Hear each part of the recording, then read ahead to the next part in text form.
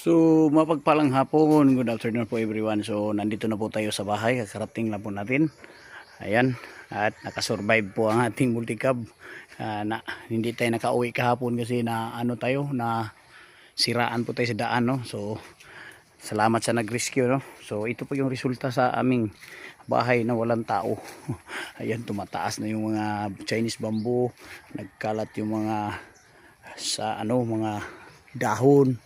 Tapos ito lumalaki na pala itong aking tanim na cucumber. Ayan o, ang cucumber namin malaki na pala o.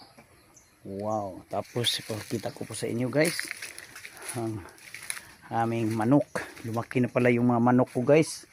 At maraming salamat po kay Rachel, no? Siya pong taga-alaga.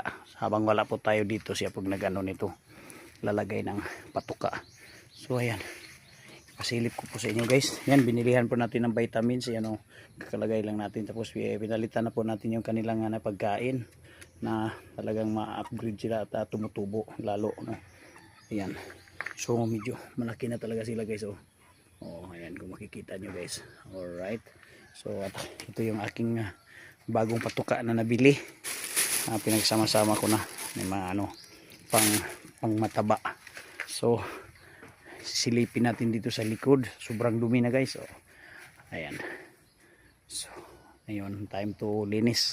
So maglinis tayo kasi dito man tayo, no? Linisin natin to. Dami ng hinog na sili ang ating langka, marami na rin bunga. Ayan, nabalot ko na yan guys sa ating kapayas, wala nang hinog, ubos.